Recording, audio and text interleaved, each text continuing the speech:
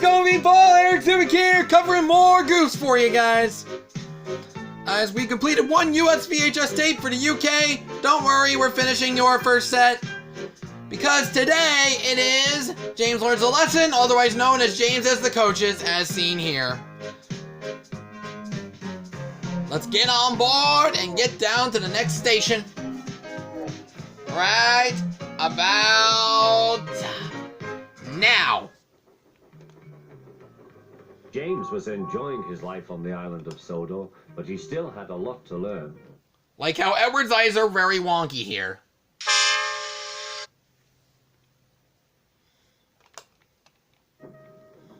You're a special mixed traffic engine, said the Fat Controller. Oh my god, is that purple marker on Sir Topham's right hand still? You had all that time to clear it off, as I said before, and yet you still keep it on. You can pull coaches or trucks quite easily, but you must learn by your mistakes. By noticing on your right that the brake van was in the middle of the train.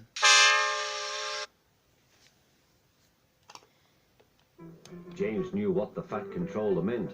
He could well remember that dreadful accident on his first day. Riddle me this! If this was his first day, how come he was in every single story besides that?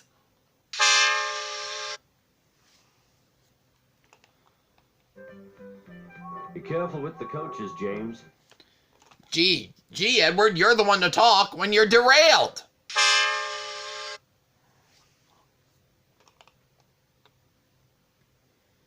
Edward, they don't like being bumped. Everyone came to admire James. I'm a really splendid engine, Oh, we got a goof right here. We got a hole on the left side of the chin. Either that or it's some sort of divot that got poked through. Oh, speaking of divots, we have one divot on his right pupil.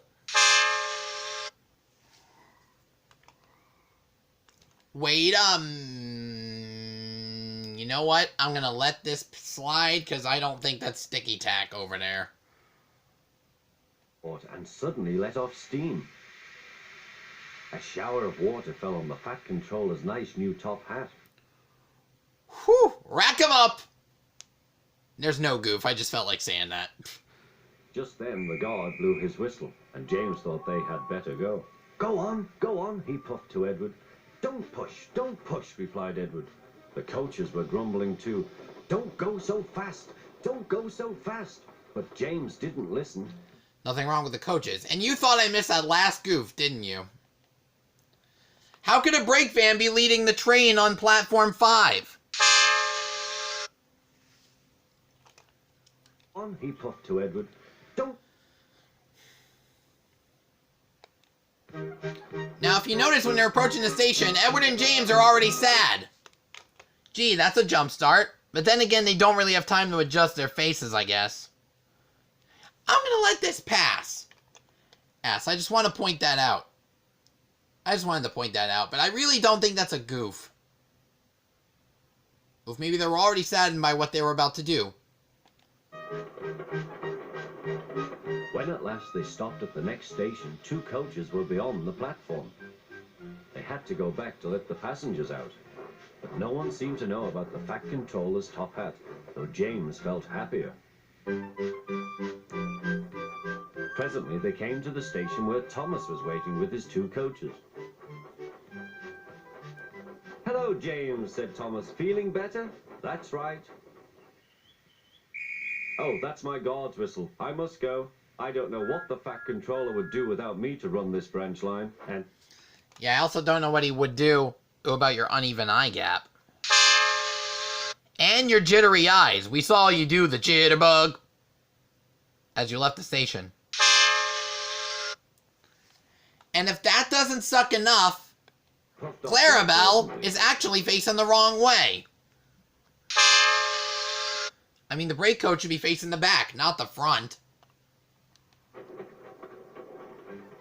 Edward and James passed the field where James had had his accident. The fence was mended and the cows were back again. Question, what fence?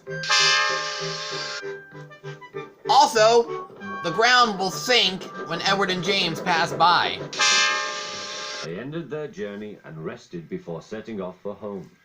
James was still wondering what the Fat Controller would have to say about his top hat. And about the fact that his right eye is very, very uneven, and I think the side of his face was stretched out a little too much.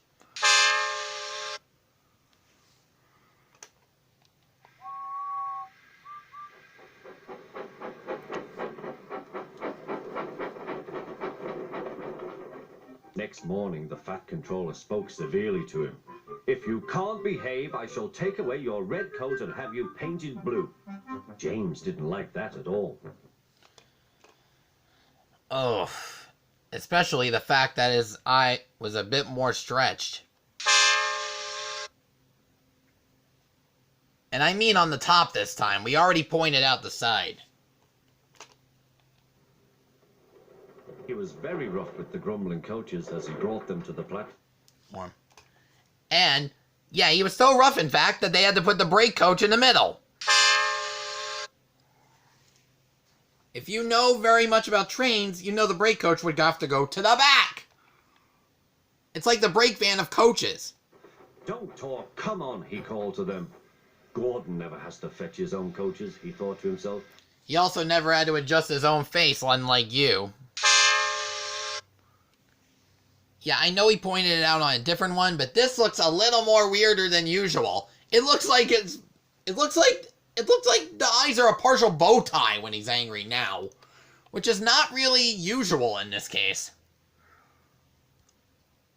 Also, we got a speckled dome on James. I mean, seriously, what is up with that? It looks like a speckled Easter egg. And we're in October, people! Sorry. He's only painted blue. To make James even more cross, this time no one came near him. "I'll show them," he thought. "They think Gordon is the only engine who can pull coaches." Mini roller coaster, but that's not a goof. I just thought I'd like to say that. "Hurry, hurry, hurry," puffed James. "You're going too fast, you're going too fast," replied the coaches. James laughed and tried to go faster, but the coaches wouldn't let him. Oh, next goof I should point out, Annie and Clarabelle are the back two coaches! Why did they drag him away from Thomas? I mean, is that a little odd? Odd that Annie and Clarabelle are the back two coaches in this 5-coach express? Wait a minute, that's 2 brake coaches oh my god, that's 2 brake coaches on the train. One in the middle and one in the back. Wow. Another, talk about double goof right there. "We're going to stop," they said. "We're going to stop." Now they put Annie in the back.